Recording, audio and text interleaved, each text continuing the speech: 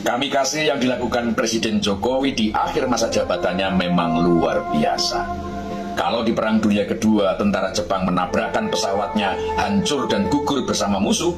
Kalau Presiden Jokowi membiarkan dirinya dihabisi, tapi yang menghabisi habis sendiri. Memang tidak ada ketentuan, martir harus mati. Berjibaku tidak berarti bunuh diri. Semua itu tergantung pada kecerdasan dan hitungan strategi dengan akurasi yang tinggi. Tak ada manuver yang tak diperhitungkan resikonya. Tak ada langkah yang tak diprediksi dampaknya. Semua terpetakan dengan cermat, teliti, dan terukur hasilnya. Setiap reaksi dipelajari dan dikalkulasi. Setiap agresi di-counter dan dihadapi dengan jeli. Strategi sudah disiapkan seperti jawaban soal multiple choice. Plan A meleset pakai plan B. Plan B meleset pakai plan C. Plan C gagal pakai plan A atau B yang telah di-upgrade. Hasilnya cespleng. Sukses dengan meminimalisasi collateral damage atau dampak kerusakannya. Sebelum pemilu, serangan soal MK dan isu politik dinasti terbukti tidak membuat pilpres dan pemilu terhambat. Kebencian yang bertubi-tubi ditembakkan malah menjadi amunisi kemenangan.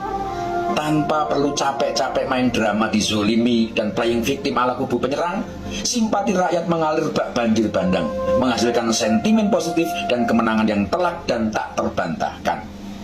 Tak terima kekalahan, pihak yang kalah menyerang dengan isu kecurangan, memaksa DPR menggunakan hak angket dan interpelasi yang sampai hari ini tidak jelas nasibnya dan perlahan akan menguap sendiri.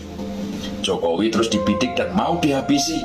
Semua urusan dicampur aduk dipakai sebagai senjata untuk mengadili dengan isu merusak demokrasi. Tapi Jokowi tetap kalem dan meneruskan langkah-langkahnya, nyaris tak merasa terganggu dan tidak terpancing. Gejolak yang terjadi sebelum pilpres dan setelah pilpres ibarat riak ombak yang bergulung silih berganti tanpa henti. Tapi setiap riak akan surut dan kembali ke laut. Dan strategi Jokowi adalah karang. Tak ada rumusnya karang hancur diterjang ombak yang datang berulang kali. Hantaman ombak justru membantu karang menemukan bentuknya yang paripurna. Jadi buat teman-teman yang masih belum kebal terhadap serangan proksi, hasutan, dan hoax, cobalah ingat satu hal sederhana.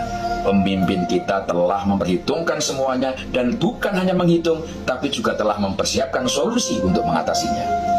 Hanya dengan tetap tenang, optimis, dan rasional, kita bisa membantu mengatasi kegaduhan yang masih ada ini surut dan kembali seperti semula. Sekali lagi yang harus kita yakini, Indonesia baik-baik saja dan akan segera kembali normal seperti sedia kala. Pandemi yang dahsyat melanda dunia saja bisa dihadapi dengan sempurna, apalagi cuma kegaduhan yang dipicu oleh kelompok yang kecewa dan tidak mampu menerima kekalahannya. Jelas tidak seberapa. Usulan hak angket dan sejenisnya adalah gertakan yang faktanya tidak mudah untuk direalisasikan. Apalagi kalau tujuannya untuk memakzulkan, jelas makin ngawur dan melebar kemana-mana.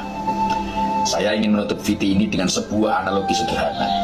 Kemarahan itu meski sering terlihat seram dan mengerikan, tapi akan surut saat logika dan rasa kembali pada tempatnya. Air yang keruh akan kembali jernih ketika kotorannya telah mengendap. Singkirkan kekhawatiran, buang rasa cemas dan ketakutan. Karena kata orang tua, itu semua menunjukkan kelemahan iman kita. Mari bantu memulihkan keadaan dan membantu pulihnya ketenangan. Kita tak punya waktu untuk huru-hara. Kita tak boleh membuang energi hanya untuk meributkan syakwa sangka. Biarkan para pemimpin bekerja dan kita sebagai rakyatnya membantu dengan cara sederhana yang kita bisa. Menjaga kerukunan, menguatkan persaudaraan, bergandengan tangan dalam perbedaan dan menjadikan itu sebagai kekuatan. Indonesia aman, Indonesia tentram. Semoga bermanfaat.